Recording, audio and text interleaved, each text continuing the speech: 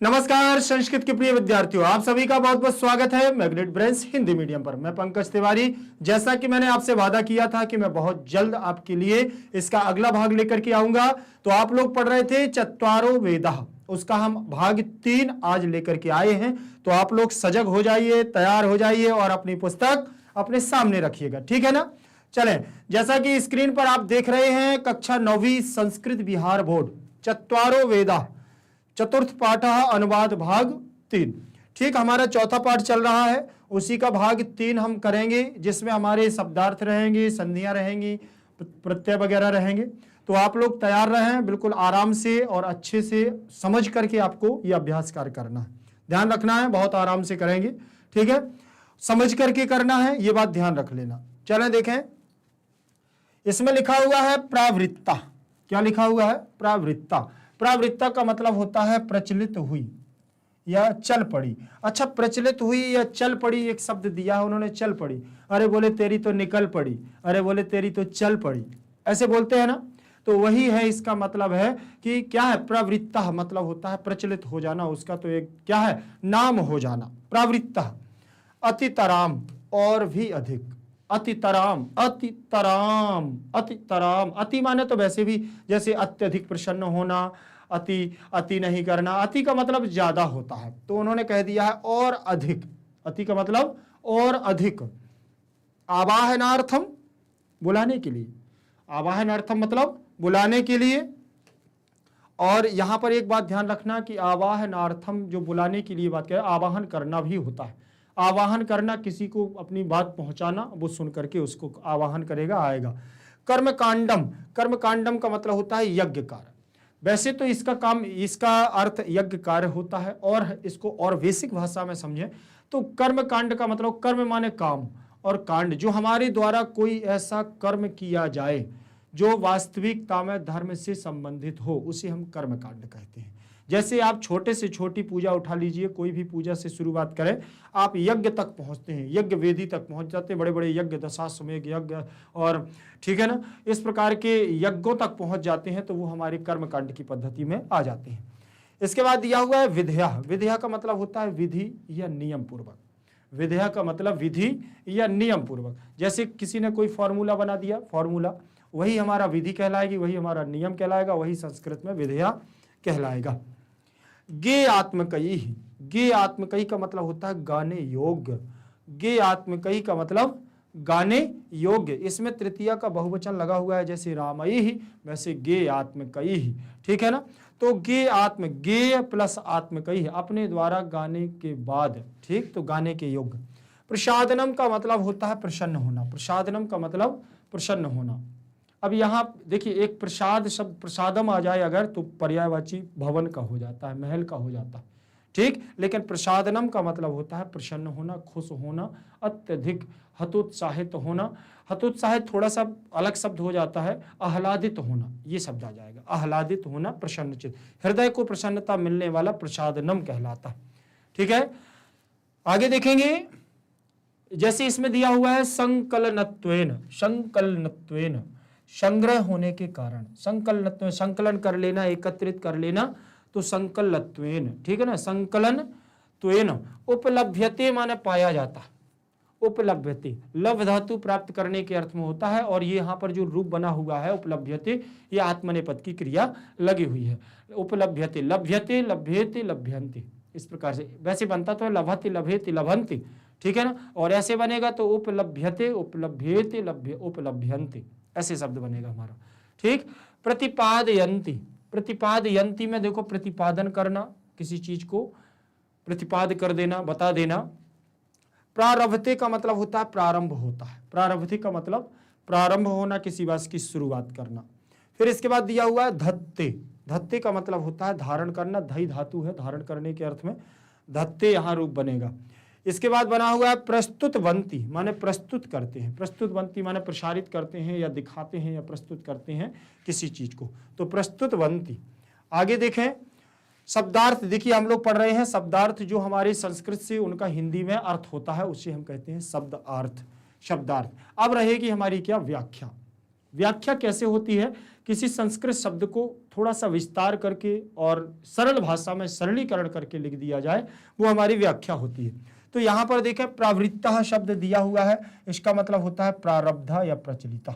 संस्कृत का संस्कृत में ही लिखना, ठीक। प्रावृत्ता का मतलब होता है प्रारब्धा या प्रचलिता। अतितराम का मतलब होता है अधिकतरम। अतितराम का मतलब अधिकतरम, बहुत ज्यादा। आवाहनार्थम का मतलब आवाहनाय, बुलाने के लिए।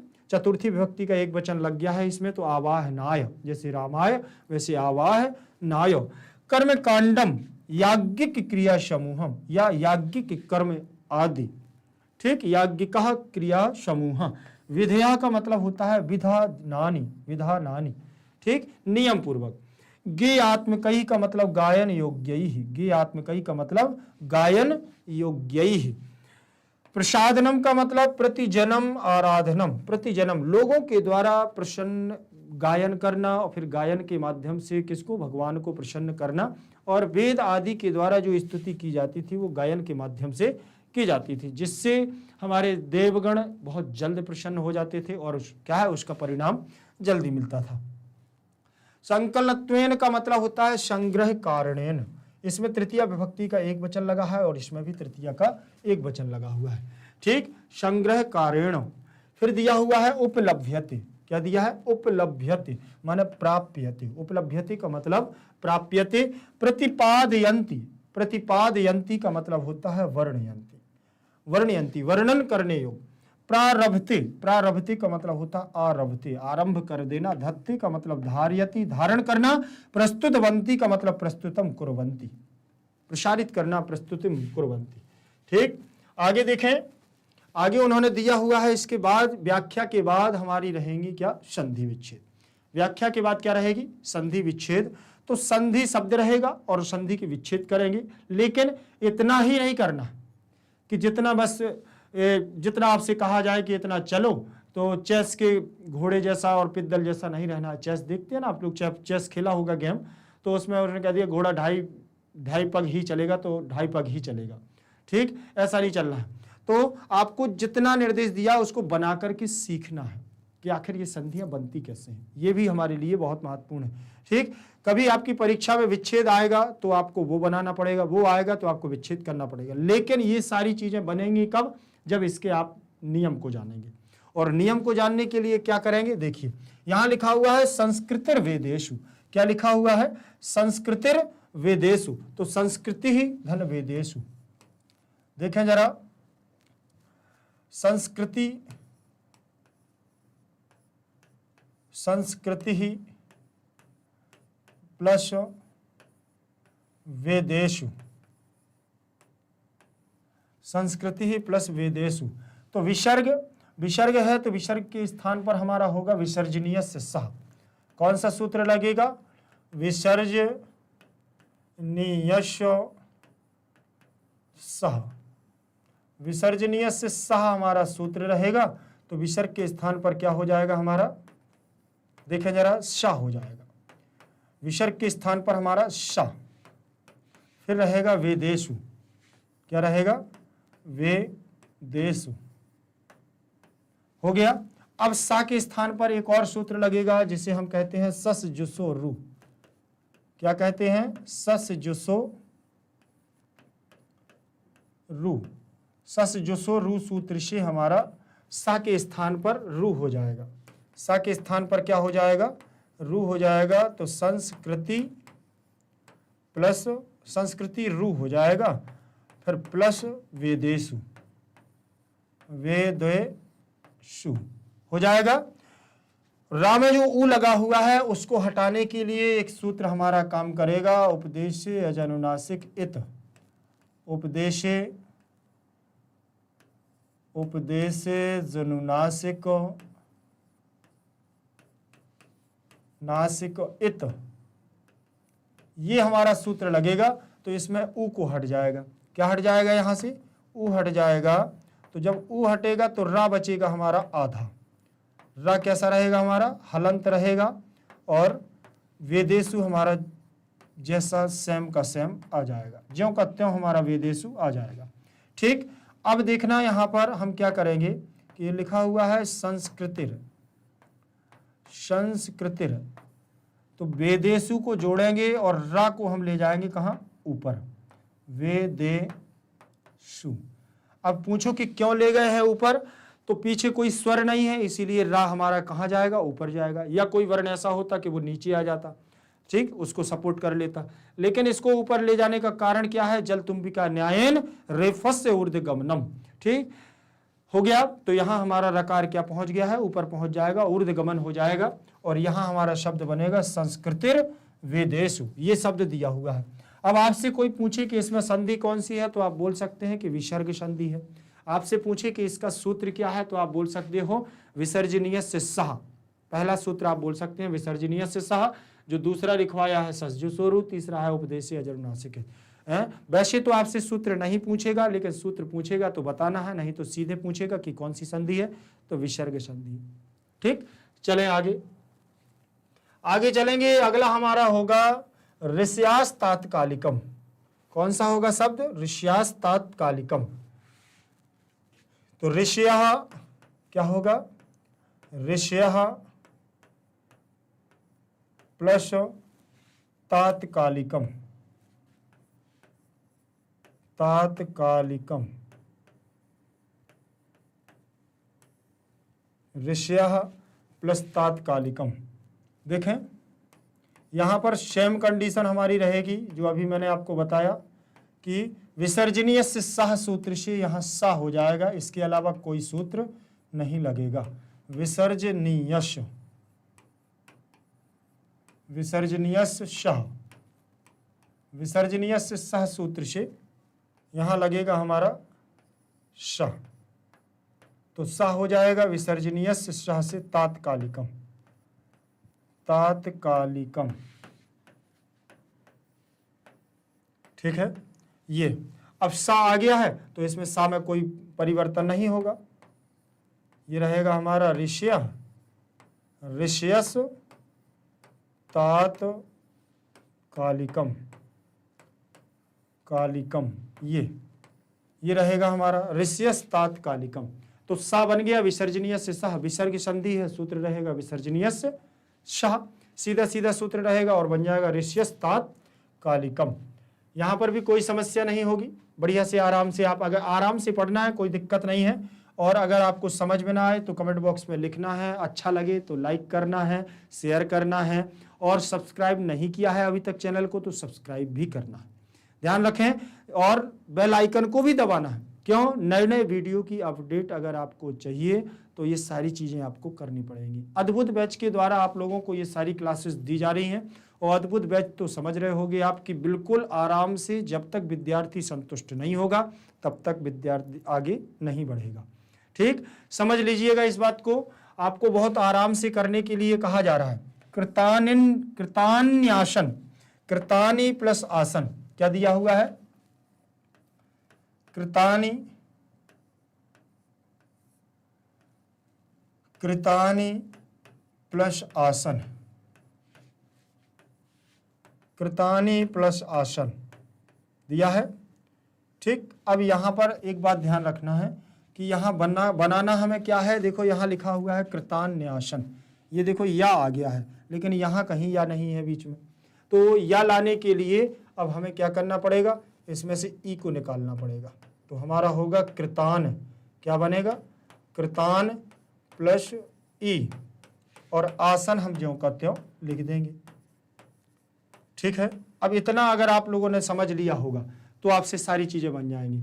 अब ये ई आ गया है तो अब इससे स्पष्ट हो गया है कि ई के स्थान पर ही क्या होगा, या होगा, लेकिन वो सूत्र कौन सी संधि में होगा, यण संधि में होगा।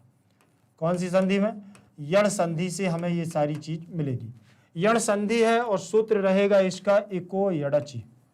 कौन सा सूत्र रहेगा, इको यणचि, इको यणचि, इसमें सूत्र मिल जाएगा। और जो इको यणचि सूत्र कहता है कि ई उ ऋषि और लिरी, इनके स्थान पर ई अगर आता है तो या कर देना है, उ अगर आता है तो वा कर देना है, ऋषि अगर आता है तो रा कर देना है, लिरी अगर आता है तो ला कर देना है। ये यण संधि की प्रोसेस है। ठीक, वैसे तो इसमें और भी होता है थोड़ा सा कि ये कैसा, ये एक प्रत्याहार के स्थान पर यण प्रत्याहार होता है। ये प्रत्याहार हो सकता है आप लोगों के उसमें ना हो। ठीक, वैसे आपकी ग्रामेटिकल पोर्शन का ये भाग रहेगा ग्रामर का, लेकिन आपको जानना जरूरी है। महेश्वर सूत्र भी आप लोगों को जानना जरूरी है। अगर देखिए जड़ को पकड़ना है तो ये तो जानना जरूरी है। ठीक, जरूरी नहीं है कि ये प्रत्याहार आपकी परीक्षा में आए, लेकिन ये सब आएगा, ये सब आएगा। अगर ये जानोगे तभी ये बना पाओगे। ठीक, तो ई के स्थान पर या होगा, देखें जरा, ई के स्थान पर या, ऊ के स्थान पर वा, ऋषि के स्थान पर रा, लिरी के स्थान पर ला। ये प्रोसेस यण संधि की है। तो यहां पर क्या मिल रहा है देखने को, ई मिल रहा है। क्या मिल रहा है, ई मिल रहा है। तो ई के स्थान पर हम क्या कहेंगे, कृतान, कृतान, और ई के स्थान पर कर दिया या। और आसन को हम ज्यों का त्यों लिख देंगे, आसन को हम क्या लिख देंगे, ज्यों का त्यों लिख देंगे। देखिए लिख दिया। अब देखें इसको जब एक साथ लिखेंगे तो ऐसे लिख सकते हैं, बताइएगा जरा, कृतान्य। अगर लिख सकते हैं तो जरा आप कमेंट में बता दीजिएगा कि हाँ या ना। ठीक, और आसन का बड़ा आ इसमें जोड़ देंगे तो यह हमारा क्या हो जाएगा, आधा या भी तो पूरा हो जाएगा। और आसन में सा और ना बचा हुआ है तो इसको हम सीधा सीधा लिख देंगे। तो ये बन गया है ना कृतान्यासन, बना है कि नहीं। कृतान्यासन जब हम लिख लेंगे तो इसमें अब आपको समझ में आ गया है कि यहाँ या कैसे आया है, क्योंकि देखो इसमें भी लिखा हुआ है या, ये है ना या, कृतान्या, ये है या, ना के पहले आधा ना लगा है तो उसमें भी लगा हुआ है। और बड़ा या है, देखो बड़ा या, तो वहां भी बड़ा या है, सा है और ना है, सारा कुछ आ गया है ना, बिल्कुल सेम बन गया। तो इससे स्पष्ट हो गया है कि ई के स्थान पर या हुआ है और यहां पर यण संधि है, एको यणचि सूत्र है और ये वाला फॉर्मूला लगा हुआ है। समझ में आया ना बेटा। देखो अगर समझ में ना आ रहा हो तो आपको बस संकेत करना है कि सर और थोड़ा सा किसी प्रकार से बताएं। वैसे मैं बहुत सरल तरीके से बता रहा हूं। अगर आपको लगता है कि अभी और समझने की जरूरत है तो आप कमेंट में लिख करके जरूर बताएं, जिससे कि आपको डाउट सॉल्विंग सेशन में आपके सवालों का जवाब आपको मिल सके। ठीक है, चले आगे। आगे हमारा जो शब्द रहेगा वो अगला शब्द हमारा रहेगा अथर्ववेदश्चेति। उसको हम पढ़ेंगे अथर्ववेदश्चेति। ठीक है ना। और अथर्ववेदश्चेति आप लोग करेंगे। देखिए यहां पर लिखा हुआ है संधि विच्छेद, तो आप लोगों को भी करना है साथ में। आप लोग साथ में करेंगे प्रैक्टिस तो और ज्यादा आप लोगों को लाभ होगा। अथर्ववेदः, अथर्ववेदः, ठीक, फिर चा, फिर इति, ऐसे होगा अथर्ववेदः प्लस चा प्लस इति। देखो 3 पार्ट में इसमें दिया है, अथर्ववेदः चा प्लस इति, हो गया ना। अब इसके बाद ये देखना है कि इसमें ये ए की मात्रा और ये सा कहाँ से आया है, ये सा कहाँ से आया है और ये चा कहाँ से आया है। तो ये दोनों चीज देखने के लिए ये संधि विच्छेद किया। तो सबसे पहले तो यहाँ विसर्ग लगा है तो विसर्ग संधि ही होगी यहाँ। ठीक, उधर क्या होगी ये हम आपसे बाद में बात करते हैं। पहले यहाँ देख लें विसर्ग संधि है तो विसर्ग के स्थान पर हम सा बना लेते हैं। कैसे बनेगा देखें, पहले सबसे पहले तो सूत्र लगेगा विसर्जनीयस्य सः। कौन सा, विसर्जनीयस्य, विसर्जनीयस्य सः। ध्यान रख लेना इस बात का। एक ही सारी चीजें आप लोगों को एक ही चीज बता रहा हूं। तो अगर आप लोगों से कहीं कोई चीज नहीं बन रही है, ये सा है, आप सोच रहे हो कि व्याकरण है कहाँ से क्या क्या आ जाता है। ठीक, लेकिन बेटा सीखेंगे तभी हम लोग कर पाएंगे। ठीक, तो विसर्जनीयस्य सः से यहां पर शा कर दूं, ये लिखा हुआ है अथर्व, अथर्ववेद, यहां हो जाएगा शा प्लस चा और प्लस इति। इतना आप देखिए। अब यहां सा आ गया है, सा आ गया। अब यहां पर आपको एक ध्यान रखना है कि यहां होगा हमारा व्यंजन संधि का इश्चुत्त। क्या होगा, व्यंजन संधि का इश्चुत्त होगा। ये इश्चुत्त क्या है सर, हम तो जानते ही नहीं है। तो इश्चुत्त का मतलब होता है इश्चुत्त संधि, जो हमारी हल संधि के अंतर्गत आती है। हल संधि के अंतर्गत आती है इश्चुत्त संधि। इसमें सूत्र लगता है स्तोह, स्तोह, इश्चुना, स्तोह, इश्चुना, इश्चु, ये वाला यहाँ सूत्र लगता है। ये सूत्र लगता है तो ये वाला सा अगर दिखे तो ये वाली सा में परिवर्तन कर लेता है। तो यहाँ पर देखो ये वाला हमारा दंतीय सा है ना, आधा सा, वहाँ पर भी आधा है और तो हम इसको क्या कर देंगे, तलब दिशा में परिवर्तन कर देंगे। तो तलब दिशा में परिवर्तन होगा तो ये हमारा होगा कैसे, अथर्व वेदश, ऐसे हो जाएगा, अथर्व वेदश हो गया, प्लस चा प्लस इति, अथर्व वेदस प्लस चा प्लस इति हो गया ना। अब इसको जब हम मिलाएंगे तो ये हमारा बनेगा कैसे, अथर्व वेदश, ऐसे आप ऐसे लिख सकते हैं, आधा सा ऐसे लिख सकते हैं। अगर आप ऐसे नहीं लिखना चाहते हैं तो आप ऐसे करें और ऐसे कर दें, आधा सा और चा, ऐसे भी लिख दें, अथर्व वेदश्च, दोनों आपका सही है। ठीक, फिर इसके बाद लिखा हुआ है इति, क्या लिखा है, इति। अब इति लिखा है तो यहां तक तो आपको समझ में आ गया है कि इसमें विसर्ग संधि है, लेकिन इसके बाद अब विसर्ग संधि नहीं है, अब गुण संधि है। क्या है, गुण है। चा में से क्या निकाल लिया, आ निकाल लिया और इति का ई ले लिया। आ के बाद अगर ई आता है तो क्या बनता है, ए बनता है। आ के बाद ई आता है तो ए बनता है। तो इसके लिए हमारा सूत्र काम करता है कौन सा, गुण संधि का। देखिए जरा, गुण संधि का सूत्र हमारा यहां काम करेगा, आद गुणा, क्या करेगा, आद गुणा। ये वाला हमारा सूत्र काम करेगा, लेकिन इसका फॉर्मूला क्या है तो वो देख लीजिए कि छोटा आ या बड़ा आ, उसके बाद छोटी ई या बड़ी ई आए तो हमेशा ए बनती है, ए बन जाएगा, छोटा आ या बड़ा आ, और उसके बाद अगर छोटा ऊ या बड़ा ऊ आए तो फिर क्या बनता है, ऊ बनता है। ये ध्यान रखना फॉर्मूला, छोटा आ या बड़ा आ दो में से कोई भी हो, इधर इस साइड और उसके दूसरे साइड प्लस के दूसरे साइड में छोटी ई या बड़ी ई दो में से कोई भी हो तो ए बनता है। तो यहाँ पर देखो छोटी ई है, यहाँ क्या है, ये छोटी ई दी हुई है, तो आ के बाद ई आने पर क्या बन गया है, देखो ए बन गया है। बना है कि नहीं बना, तो कुछ नहीं करना है। अब यहाँ से हम लोगों को ये जो हमारा देखो ऊपर से मैं इसको रफ कर दूं, ये अब आपको ध्यान देना है, ये वाला पद मैं ऊपर उठा करके रख रहा हूं, देखिए, अथर्व वेदश्च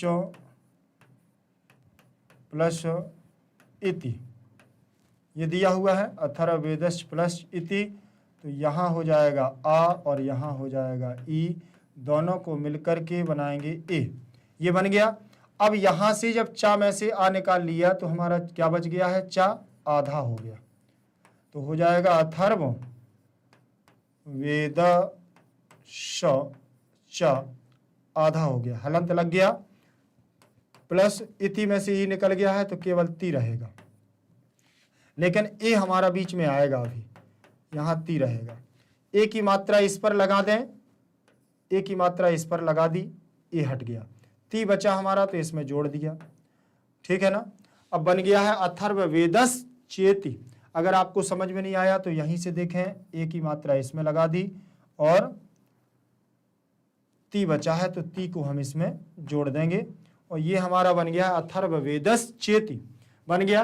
तो मतलब इसमें दो संधियां हैं, पहले तो हमारी विसर्ग संधि है जब हमने अथर्व वेदश्च बनाया, फिर इसके बाद अथर्व वेदस चेति बनाया तो गुण संधि को भी लगाया और पद बना हमारा अथर्व वेदस चेति।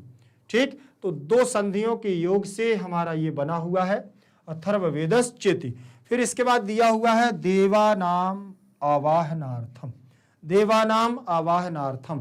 तो सबसे पहले तो देखो ये लिखा हुआ है देवानाम, देवानाम आवाहनार्थम,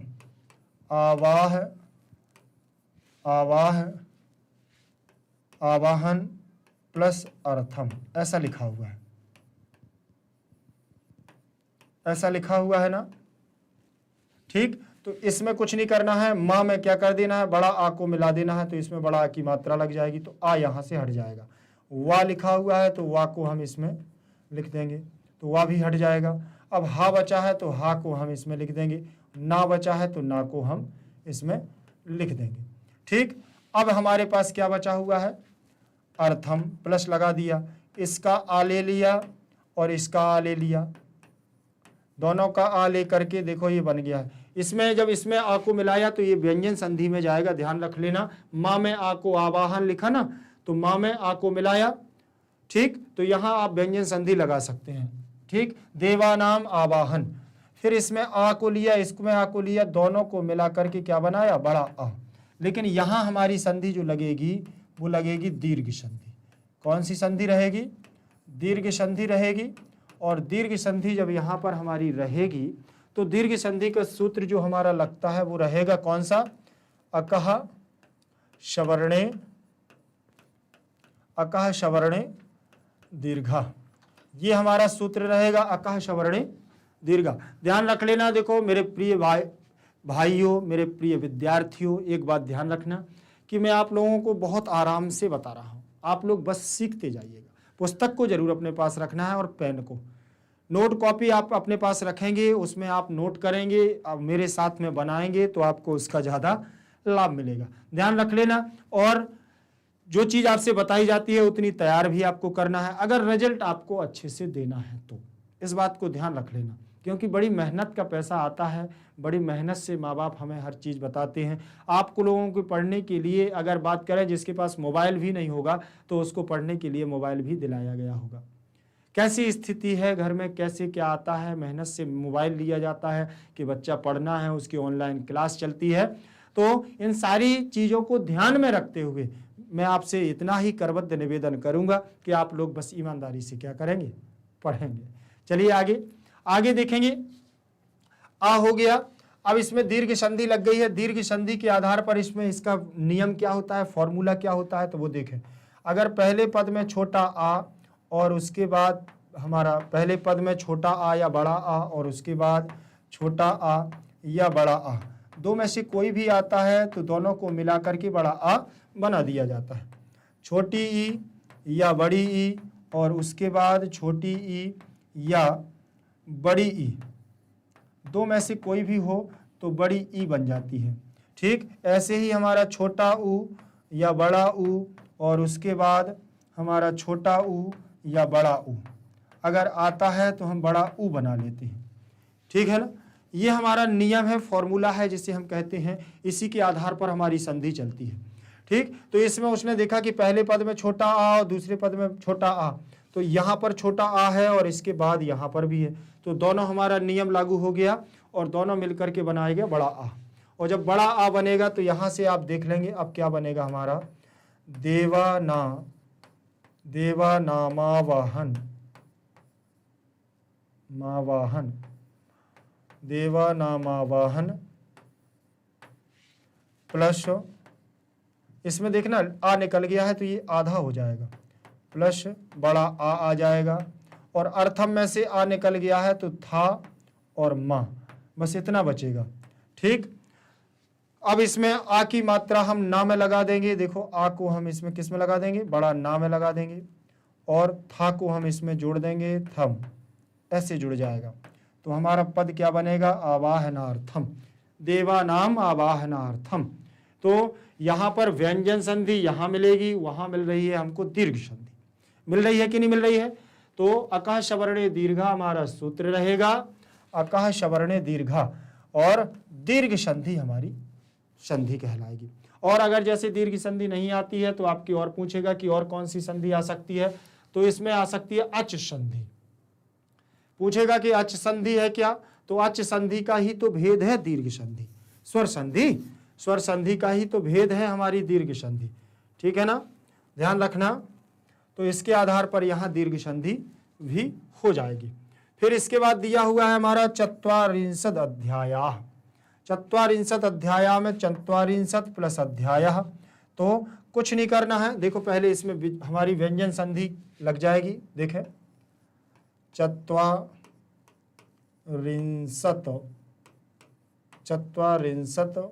प्लस अध्यायः,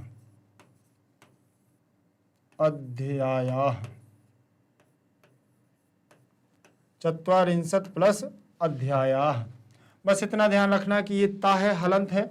अब ता के बाद स्वर है, तो यहाँ हमारी व्यंजन संधि के अंतर्गत, किस किस अंतर्गत, व्यंजन मतलब हल संधि, हल संधि के अंतर्गत आपका एक संधि होती है जिसे बोलते हैं जस्तु संधि। कौन सी? जस्तु संधि रहती है, जस्तु संधि। तो जस्तु संधि में हमारा सूत्र रहता है झलाम जस झसी, झलाम जस झसी, झलाम झस झसी, ये सूत्र रहेगा। झलों को जस आदेश होता है तो पहले वर्ण का तीसरे वर्ण में परिवर्तन होता है, ठीक है ना। तो देखें इसमें ता वर्ग का तीसरा अक्षर बेटा क्या होगा, बताएं जरा। ता था दा, ता था दा, ता था दा, तीसरा अक्षर क्या है? ता था दा। होगा कि नहीं होगा?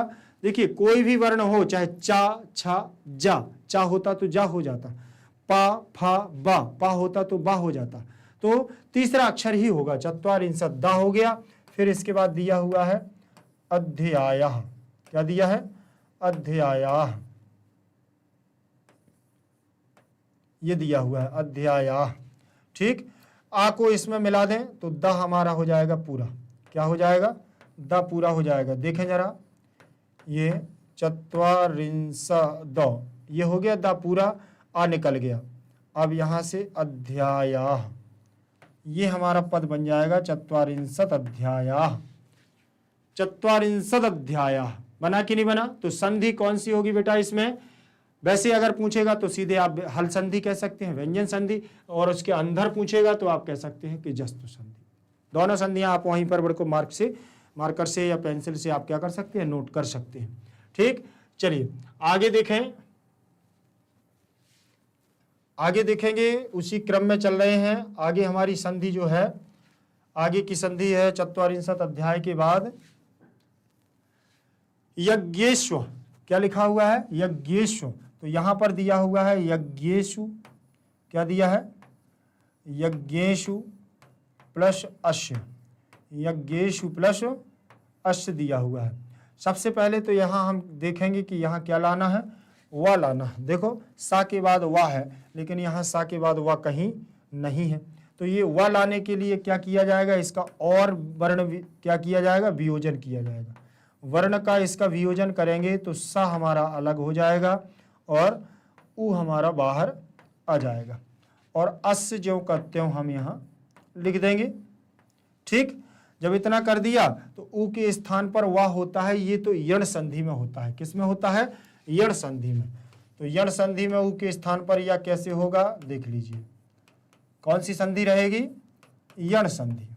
देखें बेटा, अब यण संधि का फॉर्मूला रहता है ई उ ऋषि लिरी, ई के स्थान पर या, उ के स्थान पर वा, ऋषि के स्थान पर रा, लिरी के स्थान पर ला। ये रहता है फॉर्मूला यण संधि का। सूत्र इसके आधार पर होता है। इको यणचि, इसके आधार पर होता है। तो देखें यहां उ है तो उ के स्थान पर क्या हो जाएगा बेटा? वाह हो जाएगा। देखें जरा, या गे आधा शा, और उ के स्थान पर होगा वाह, ठीक। और यहां अस्य हो जाएगा। क्या हो जाएगा? अस्य हो जाएगा। इतना अगर समझ में आ गया होगा तो आपसे बन जाएगा बिल्कुल से। कुछ नहीं करना है, अब जोड़ देना है। अब जोड़ेंगे जब हम तो ये बनेगा हमारा या गे आधा शा वा आधा है तो अस्य का आ जुड़ जाएगा, सो पूरा हो जाएगा आधा शा और या, ये हमारा बन जाएगा। ये बन गया है यज्ञेश्व।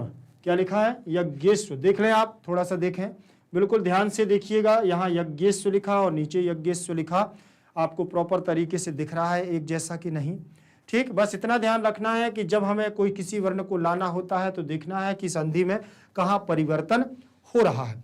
आप पूछोगे कि सर आपने इसी का क्यों सु निकाला है, इसी का उ क्यों निकाला है? इसलिए निकाला है क्योंकि इसी के बाद तो हमें चाहिए था, इसी के बाद तो वह चाहिए ना। और जहाँ पर हमें विकार चाहिए, जहाँ पर विकार होना है, वहीं हमें वर्ण वियोजन करना पड़ेगा। ध्यान रखें इस बात का। यहाँ तो संधि आपसे पूछेगा कि यज्ञेश्व में कौन सी संधि है, तो यण संधि है। सूत्र कौन सा है? इको यणचि, ठीक। चलें आगे देखें, अगला हमारा पद रहेगा गेय आत्मकई मंत्रैः, गेय आत्मकैर मंत्रैः। देखें ये लिखा हुआ है गेय प्लस आत्मकैः, आत्मकैः प्लस मंत्रैः।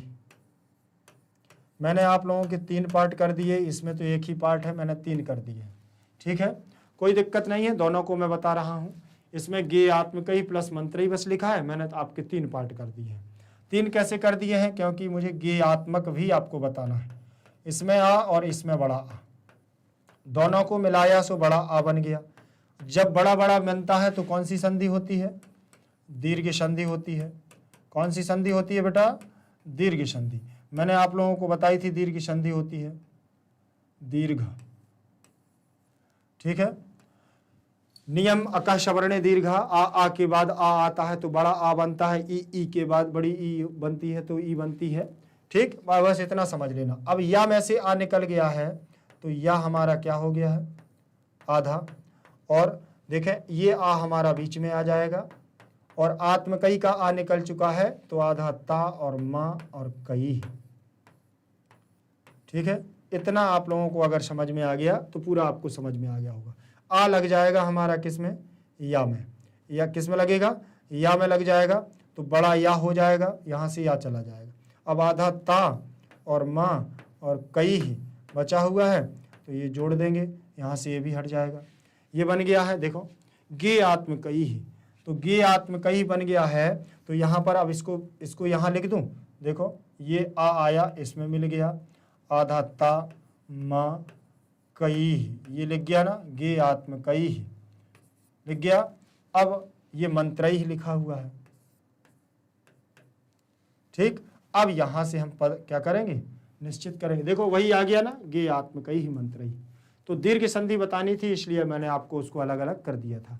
ठीक, अब इसके बाद देखेंगे, अब इसमें जो ये दिया हुआ है हमारा मंत्रैः, जो इसमें दिया है विसर्ग, अब यहाँ विसर्ग संधि बन जाएगी। विसर्ग संधि में अब क्या बनाना है, यहाँ बनाना है हमें रा लाना है। तो रा लाने के लिए हमें क्या है, विसर्जनीय से सह करना पड़ेगा। क्या करना पड़ेगा, विसर्जनीय सह।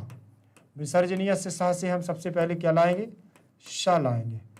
गेय आत्मकैः, गेय आत्मकैः श आ गया। फिर इसके बाद मंत्रैः आया। ठीक है, आ गया कि नहीं आ गया, चलिए ठीक है। अब यहाँ पर हम सूत्र लगाएंगे सस जुसो रू। कौन सा सूत्र लगाएंगे, सस जुसो रू। सस जुसो रू से रू कर देंगे तो ये बनेगा हमारा गेय आत्मकैः, गेय आत्मकैः रू, ये बन जाएगा रू। ठीक, मंत्रैः हमारा आ जाएगा, क्या आ जाएगा, मंत्रैः। हो गया कि नहीं हो गया, मंत्रैः। अब यहाँ ऊ से उपदेशे अजनुनासिक इत से इत संज्ञा करके उसको हटा देंगे तो रा बचेगा। गेय आत्मकैः, गेय आत्मकैः रा प्लस मंत्रैः। हो गया, इतना समझ में आया आपको, हो गया कि नहीं हो गया। तो रा हो गया, रा हो गया। अब इस रा को क्या करेंगे, हम ऊर्ध्वगमन करेंगे। ऊर्ध्वगमन का मतलब क्या होता है, ऊर्ध्वगमन का मतलब क्या होता है, ऊपर चली जाएगी। ऊर्ध्वगमन, जल तुम्बिका न्यायन रेफस्य ऊर्ध्वगमनम, जल तुम्बिका न्यायन रेफस्य ऊर्ध्वगमनम। तो गेय आत्मकैः मंत्रैः क्या बन गया, गेय आत्मकैः मंत्रैः बन गया कि नहीं बन गया। अब यहाँ विसर्ग संधि हो गई है, विसर्ग संधि हमारी, और इसमें हमारी दीर्घ संधि भी है। गेय आत्मकैः में हमारी कौन सी, दीर्घ संधि, और गेय आत्मकैः मंत्रैः में विसर्ग संधि। 2 पद हो गए हैं यहाँ, ध्यान रखना। आगे हमारा अब रहेगा सामवेदा देव, सामवेदा देव। तो इसमें हमारी संधि रहेगी सामवेदात प्लस एव, तो इसमें जसत्व संधि रहेगी। सामवेदात, सामवेदात प्लस एव, साम वेदात प्लस एव। तो यहाँ पर जस्त संधि रहेगी जबगढ़ दस। कौन सी संधि? जस्त संधि। जस्त संधि रहेगी तो ये कहता है कि का, चा, टा, ता, पा ये वर्ण होते हैं तो का खा गा हो जाएगा, चा छा जा हो जाएगा, टा ठा डा हो जाएगा और ता था दा हो जाएगा, पा फा बा हो जाएगा। ये हमारा क्या है? तीसरे वर्ण में परिवर्तन कहलाता है। तो देखो यहाँ पर क्या है? ता है ना, ता वर्ग का क्या है? दा हो जाएगा, ता वर्ग का दा हो जाएगा। तो साम वेदा दो, दा हो गया प्लस एव आ जाएगा। क्या आ जाएगा बेटा? एव आ जाएगा। ध्यान रखना। अब एक ही मात्रा इस पर लगाएंगे हम। तो साम वेदा देव, वाह, शाम वेदा देव। समझ में आया ना?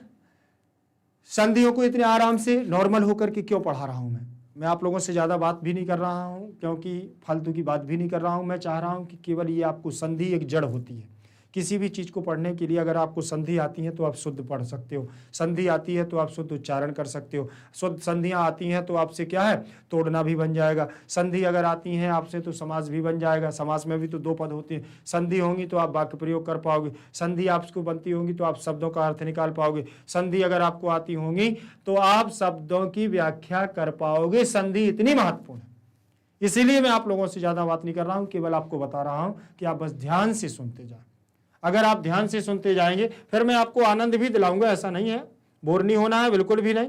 आपकी एनर्जी, क्योंकि देखो, और अगर आपको थोड़ा सा आलस भी आ रहा हो तो इसमें कोई बुरी वाली बात नहीं है। मैं आपको बताऊं ना, बता दूं कि बिल्कुल भी बुरा मानने वाली बात नहीं है, क्योंकि निद्रा देवी जो है वो कुंभकर्ण की पत्नी है। किसकी है? रावण का भाई था कुंभकर्ण। 6 महीने सोता था, 6 महीने जागता था। सुना होगा आप लोगों ने। तो कुंभकर्ण की पत्नी का नाम था निद्रा देवी, और निद्रा देवी का ये श्राप है राम को कि जहां पर आपका भजन पूजन होगा, जहां पर आपका पठन पाठन होगा, जहां पर आपके भजन कीर्तन संगीत होंगे, जहां पर धार्मिक कर्म होंगे, वहां पर मेरा वास रहेगा। ऐसा निद्रा देवी ने कहा था जब कुंभकर्ण की मृत्यु हुई थी। तो उसकी पत्नी ने यह श्राप दिया था राम से, ठीक। लेकिन राम ने भी कहा था कि देवी मैं आपकी श्राप को स्वीकार करता हूं, और जैसे ही भक्त और मेरा शिष्य, पढ़ने वाला बालक, विद्यार्थी जब भी एक बार मन से मेरा गुणगान करेगा, मेरा नाम लेगा, और उसकी नींद भी क्या हो जाएगी? छू मंतर हो जाएगी, भाग जाएगी। तो इसीलिए आप लोगों ने देखा ना, भागवत कथाएं होती हैं, यज्ञ आदि होते हैं, तो बीच बीच में जयकारा लगते हैं, ठीक है ना। जयकारा लगने का मतलब ही है कि जिसको आलस से आ रहा हो, जिसके पास नींद आ रही हो, वो दूर हो जाए। ये निश्चित है कि पठन पाठन में नींद आती है। जब मैं पढ़ता था, आपको मैं बता दूं कि एक ऐसी पुस्तक, एक लूसेंट नाम की पुस्तक आती है, जिसमें हमारा वर्ल्ड का, इंडिया का सब जीएस रहता है, जीके रहता है। कंपटीशन की तैयारी में बताऊं, उसको जीएस को पढ़ने में जैसे ही कहते, हम लोग उसका नाम रखे थे कि लूसेंट को उठाया और नींद आना चालू। लूसेंट को उठाओ, बस अगर सोना है तो लूसेंट को उठा लो और सो जाओ, ठीक। तो ऐसा कभी कभी क्या होता है कि सब्जेक्ट ऐसा लगने लगता है, क्योंकि इतना सारा गंभीर, इतना रहस्य छिपा हुआ है कि कहाँ तक पढ़े।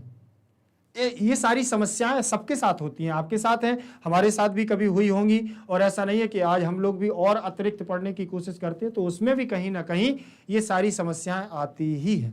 तो निद्रा देवी अगर नींद आ रही है तो इतनी बड़ी वाली बात नहीं है कि नींद आपको आलस आ रहा है तो आप कहें कि सर अब पढ़ना नहीं है। नींद आती है, नींद अपना काम कर रही है, हमें अपना काम करना है। बीच बीच में नींद आ रही है तो बढ़िया से पानी रख लेना और मार देना है ऐसे सिर में, नींद आ जाएगी। ज़्यादा है तो कोई कुछ थोड़ा सा वहीं खाने के लिए रख लो, पढ़ते भी रहो और बस एक मुंह में डाल लिया। मज़ा आता है ऐसे पढ़ने में, खाते भी रहो, पढ़ते भी रहो। हाँ, क्लास में हो तो नहीं पढ़ सकते हैं, लेकिन घर में अगर ऑनलाइन आप अध्ययन कर रहे हैं तो कुछ नहीं है, खा सकते हैं बढ़िया से आराम से मस्ती के साथ। और गर्मा गर्म वहाँ अगर पानी बरस रहा हो तो फिर गर्मा गर्म तले हुए पकौड़े मम्मी से मंगवा लो, मस्ती के साथ पढ़ते रहो, कोई दिक्कत नहीं है, नींद भी उड़ जाएगी। देखिए आलस, ये मैंने बताया ना, बेसिक है, सबके साथ ये होता है, आपके साथ नहीं है। आलस्य मनुष्याणाम महारिपु अस्ति, आलस्य मनुष्य का महारिपु है, शत्रु है, और कुछ भी करने को नहीं का। आलसी और आलस आप लोगों को पाठ भी पढ़ाया है, ठीक। तो ये सारी चीजें आपको ध्यान में रखना है। चलें आगे देखेंगे। इसके बाद दिया हुआ है अध्यायेष्व नेके, ये पद दिया हुआ है अध्यायेष्व नेके। देखें जरा, अध्यायेष्व नेके। अब अध्यायेष्व नेके में आपको क्या करना, अध्यायेषु प्लस अनेके दिया हुआ है। बिल्कुल जैसे मैंने यज्ञेषु बताया था वैसे ही अध्यायेषु अनेके बनेगा। बस जल्दी से मैं बता दूंगा, इसमें बस ध्यान रख लेना है आपको। ठीक, ये लिखा हुआ है अध्याय शा में से क्या निकाला बेटा, ऊ को निकाल लिया और अनेके हमारा ज्यों का त्यों रहेगा। हो गया कि नहीं हो गया अनेके। ठीक, अब ऊ के स्थान पर मैंने आपको बताया था कि ई के स्थान पर या, ऊ के स्थान पर वा, ऋषि के स्थान पर रा और लिरी के स्थान पर ला। ये मैंने आपको बताया था कि नहीं बताया था। तो ऊ के स्थान पर क्या कर देंगे, वा कर देंगे, तो यहाँ हो जाएगा हमारा अध्याय आधा शा और ऊ के स्थान पर वा, तो वा आधा रहेगा, अनेक का आ मिल जाएगा और नेके इसमें जुड़ जाएगा। तो ये बनेगा अध्यायेष्व नेके। बना कि नहीं बना, अध्यायेष्व नेके। तो यहां पर भी हमारी संधि कौन सी होगी, यण संधि होगी। कौन सी बेटा, यण संधि रहेगी।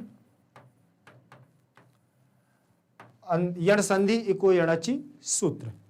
तो मुझे लगता है ये संधियां आप लोगों को आई होंगी, और अगर कहीं पर कोई दिक्कत हो तो कमेंट सेक्शन में लिखते जाना है। अच्छा लगे तो भैया लाइक भी करते जाना है, समझे कि नहीं बबुआ। ठीक, आगे चलें। आगे हमारा अगला टॉपिक, अगला हमारा जो रहेगा प्रश्न वो रहेगा प्रकृति प्रत्यय विभागम करो। प्रकृति और प्रत्यय को विभाग माने अलग अलग करना है। ठीक, प्रकृति और प्रत्यय को क्या करना है, अलग अलग करना है। लेकिन उससे पहले मैं आपको बता दूं कि कैसे करना है प्रकृति और प्रत्यय को। प्रकृति क्या कहलाती है, प्रत्यय क्या कहलाता है। प्रत्यय हमारा शब्द के अंत में जुड़ता है, धातुओं के अंत में भी जुड़ता है, शब्दों के अंत में भी जुड़ता है, वो प्रत्यय कहलाता है। और हमेशा अंत में ही जुड़ता है, उसे हम क्या कहते हैं, प्रत्यय कहते हैं। और प्रकृति क्या है, धातु है। प्रकृति क्या है, धातु है। और धातु क्या है, क्रिया है। ठीक, जो हम काम करते हैं, सोना, बैठा, उठना, धोना, रोना, चलना फिरना, गाना, ये सब हमारी क्या है, प्रकृति है। ये हमारी सब धातुएं हैं। अब धातुएं लगभग हमारी व्याकरण में 2000 धातुएं हैं। 2000 धातुओं में ये मान के चलिए कि हम लोग प्रयोग में प्रतिदिन 15 से 16 तो कर ही लेते हैं। लगभग लगभग बता रहे हैं, मेरा मोटा अंदाज ये है कि 15-20 धातुओं को हम लोग क्या है ज़्यादा रोज यूज करते हैं। कोई सोने की बात करें, खाने की, चलने की, बोलने की, उठने की, बैठने की, रोने की, धोने की, दौड़ने की, तो कोई भी बात करें तो ये सब धातुएं हमारी क्या है, ये सब प्रकृति है। तो उन्होंने ये कहा कि केवल धातु को और प्रत्यय को अलग करना है। प्रत्यय भी हमारे धातुओं में जुड़ने वाले अलग होते हैं, शब्द संज्ञा सर्वनाम विशेषण में जुड़ने वाले अलग होते हैं। क्योंकि प्रत्यय 2 प्रकार के होते हैं, कृदंत प्रत्यय, तद्धित प्रत्यय। और संस्कृत में तो एक प्रत्यय और होता है जिसे स्त्री प्रत्यय कहते हैं, जो पुल्लिंगवाची शब्दों को स्त्रीलिंग में बनाता है। तो 3 प्रकार के हो जाते हैं। तो ये सारी चीजें होती हैं। आपको देखना है कि यहाँ पर जो शब्द दिए हैं उनसे प्रकृति, उपसर्ग और प्रत्यय को अलग अलग करना है। देखें, ये लिखा हुआ है उपलभ्यते। क्या दिया है, उपलभ्यते। तो उपलभ्यते बनता कहाँ है, सबसे पहले तो लास्ट में देख लें तो लट लकार लिखा हुआ है। क्या लिखा हुआ है, लट लकार लिखा है और कर्मवाच्य की क्रिया है। किसकी क्रिया है ये बेटा, कर्मवाच्य की। अब आत्मने पद में पहुंच जाता है कर्मवाच्य में। जब कर्ता तृतीय विभक्ति में हो तो हमारी क्रिया क्या होती है, आत्मने पद में पहुंच जाती है। और कर्ता के अनुसार क्रिया लग जाए तो वो कर्तृवाच्य होता है, कर्म के अनुसार क्रिया लग जाए तो हमारा कर्मवाच्य होता है। और जिसमें क्रिया का परिवर्तन ना हो, नित्य एक वचनांत तो हो, वो हमारा क्या होता है, भाववाच्य होता है। ठीक, चलिए आगे देखें। इसमें से सबसे पहले तो आगे जो लगा हुआ है हमारा वो उप है। उप क्या है हमारा, उपसर्ग है। और लभ धातु है हमारी। कौन सी धातु है, लभ धातु है। ये धातु है लभ। और हमारा कर्मवाच्य में रूप बन जाएगा यहाँ ल्यप प्रत्यय लग करके, या का इट का आगम होकर के उपलभ्यते। ठीक है, तो सीधा सीधा है, ऐसे बनेगा। देखो मैं आपको बता दूं, ये लिखा हुआ है उप प्लस लभ।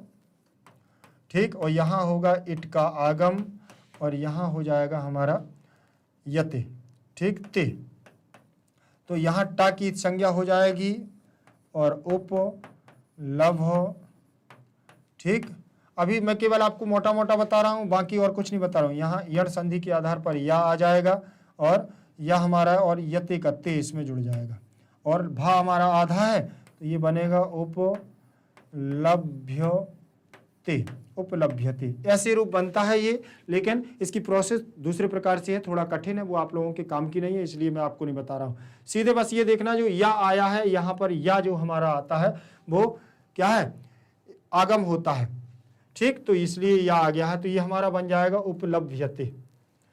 और ये लट लकार का है हमारा रूप, ठीक है, किसका रूप है बेटा, लट लकार का। फिर इसके बाद दिया हुआ है प्रावृत्ता, क्या दिया है, प्रावृत्ता, देखो ये दिया है प्रावृत्ता, प्रा उपसर्ग है, वृत्त धातु है, प्रा उपसर्ग है, इसमें वृत्त धातु है, ठीक, प्रा उपसर्ग है, वृत्त धातु है, और कित प्रत्यय, और स्त्री का हमारा स्त्री प्रत्यय भी है टाप, ठीक, दोनों को बताते हैं। कित प्रत्यय में ता शेष रहेगा, कित प्रत्यय में क्या रहेगा, का की संज्ञा हो जाएगी लसक को तद्धिति से, ठीक, तो हमारा का की संज्ञा हो जाएगी, लोप हो जाएगी, जिसकी संज्ञा होती है उसका लोप हो जाता है, उसका क्या होता है, उसका लोप हो जाता है, तो का की संज्ञा हो जाएगी। अब यहाँ पर प्राधन वृत्त धन ता और टाप प्रत्यय में टा की संज्ञा हो जाएगी, और पा की, और आ बचेगा हमारा, केवल क्या बचेगा, आ बचेगा, बड़ा बड़ा आ बच गया। अब इसको जब हम जोड़ेंगे तो ये बनेगा प्रा ब्री आधा ता और ता, वृत्त, प्रावृत्त, और आ जुड़ेगा तो प्रावृत्ता, ठीक, ये बन गया ना हमारा प्रावृत्ता, ठीक। आपको मैं ज्यादा उलझा नहीं रहा हूं इसमें, सीधे सीधे बता रहा हूं, क्योंकि नहीं तो अभी उलझाने के लिए एक एक सूत्र का प्रयोग करेंगे। आज 10 टाप से टाप आएगा, टा में टकार की संज्ञा होगी, पकार की संज्ञा होगी, फिर आशेष बचेगा, फिर दोनों का मेल बनेगा, प्रावृत्त पुल्लिंगवाची होगा, प्रावृत्ता स्त्रीवाची होगा, ये सारी प्रोसेस रहती हैं। तो आपको केवल सीधे सीधे याद करना है, क्योंकि 9th क्लास के हिसाब से इससे अंदर जाना हमारे से उचित नहीं है, ठीक, बस इतने से अंदर है। जो आपकी बुक में दिया हुआ है वो आपसे पूछा जाएगा, ज्यादा बाहर वो भी नहीं जाएंगे प्रश्न पूछने वाले भी, ठीक है। इसके बाद दिया हुआ है दर्शिता, दृश्य धातु है, णिच प्रत्यय कितर और टाप, इसमें भी सेम कंडीशन, इसमें ता हमारा शेष रहेगा, इसमें आ रहेगा, ठीक, और णिच का हमारा क्या हो जाएगा, यहाँ ई शेष रहेगा, णिच का ई रहेगा शेष, और दृश्य दर्श बन जाएगा, और ई जुड़ जाएगा तो दर्शी, और ता दर्शित प्लस आ। अगर देखो आप देख लीजिए,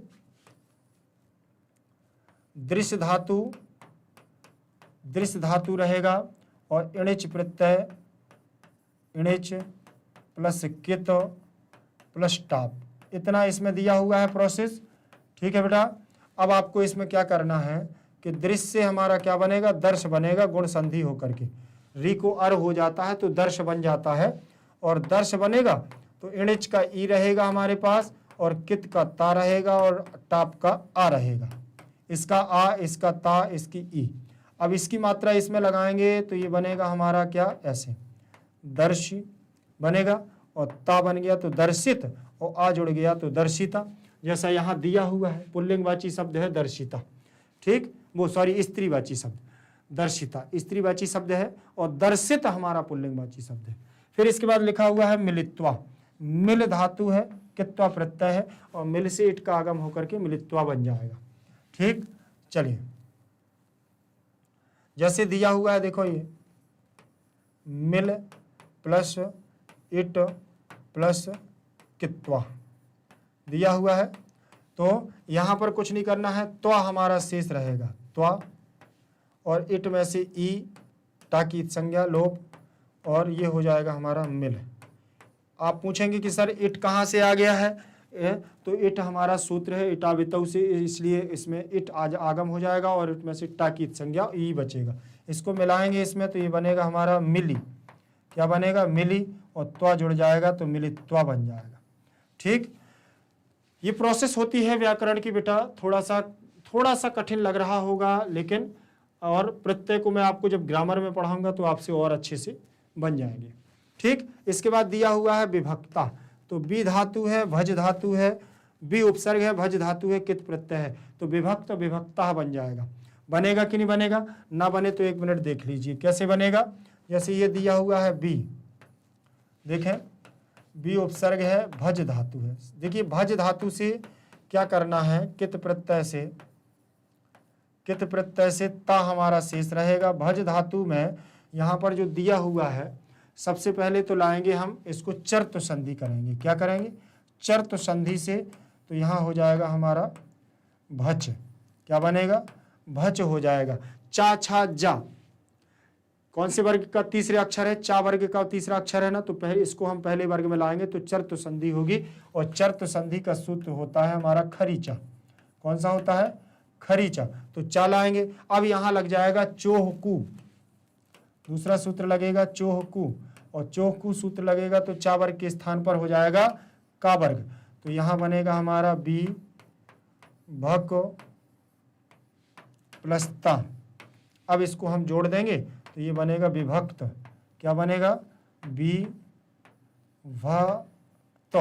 विभक्त, और पुल्लिंगवाची विसर्ग लग जाएगा, विभक्ता बनेगा। तो आपको समझ में आया है। ठीक, आगे चलेंगे। अगला हमारा सूत्र, अगला हमारा शब्द रहेगा कृता। कृता में कृ धातु है, कित प्रत्यय है। ठीक, तो कृत बनेगा, टाप प्रत्यय का हमारा क्या रहेगा? कृ धातु, कित प्रत्यय और टाप प्रत्यय। कृता स्त्रीवाची शब्द है, ध्यान रखना। कृ धातु रहेगी और कित प्रत्यय का ता रहेगा, टाप प्रत्यय का आशेष बचेगा। टाप में टाकित संज्ञा, पाकित संज्ञा। टकार की संज्ञा होगी हमारी किससे? चुटू से, और पाकित संज्ञा होगी हलंत्यम से। आशेष रहेगा, यहाँ बनेगा हमारा कृत और आ जुड़ेगा तो कृता। ये हमारा पद बन जाएगा कृता। और इसमें जितने ये लगे हुए हैं हमारे अंडर रूट के चिन्ह, ध्यान रख लेना, ये हमारी सब प्रकृति है। ठीक बेटा, ये सब हमारी प्रकृति है, और पीछे लगने वाले हमारे प्रत्यय हैं, आगे जुड़े हुए हैं जो सब उपसर्ग है। इतना ध्यान रखना। ठीक, प्रकृति और प्रत्यय को अलग अलग करना था तो हम लोग कर रहे हैं। आगे देखेंगे, अगला दिया हुआ है निवसंता। क्या दिया हुआ है? निवसंता। तो नि प्लस वस धातु रहेगी, वस धातु और सत्री प्रत्यय रहेगा। क्या रहेगा? सत्री प्रत्यय। निवसन प्लस ता रहेगा तो निवसंता बन जाएगा। ठीक, अब इसमें देखें, नि उपसर्ग है तो जुड़ जाएगा, वस धातु है तो वस धातु, निवस। ठीक, निवस। सत्री प्रत्यय में साकीत संज्ञा और रिकार की संज्ञा, तो सत्री में सत का क्या बचेगा? अत बचेगा। क्या बचेगा बेटा? अत बचेगा। और ये हमारा जब अत इसमें बचेगा तो अब कुछ नहीं है, अत को क्या कर देंगे? इसमें जोड़ेंगे, तो लेकिन अत का हमारा अन भी हो जाता है। ठीक है ना, अत का अन हो जाएगा तो निवसन बन जाएगा। क्या बनेगा? निवसन। ठीक, ये निवसन बन गया है। अब इसमें जब रूप चलेगा हमारा तो निवसंता एक वचन के रूप में हमारा बन जाएगा, और सीधे सीधे ना हो जाएगा, ये हमारा ता और विसर्ग, और ना हमारा यहाँ लग जाएगा, निवसंता। ठीक, पुल्लिंगवाची शब्द हो जाएगा निवसंता। आगे देखें, अगला जो हमारा शब्द रहेगा, ये क्लास हमारी रहेगी यहीं तक। बहुत जल्द हम आपके लिए अगली क्लास लेकर के आएंगे। बस बेटा आप लोग अच्छे से इसको पढ़िएगा, और कहीं पर भी कोई समस्या हो तो कमेंट बॉक्स में आपको जरूर लिखना है, जरूर लिखना है, जरूर लिखना है। तब तक के लिए जयतु संस्कृतम, जयतु भारतम अद्भुत बैच की तरफ से आपको बहुत बहुत धन्यवाद, धन्यवाद, धन्यवाद।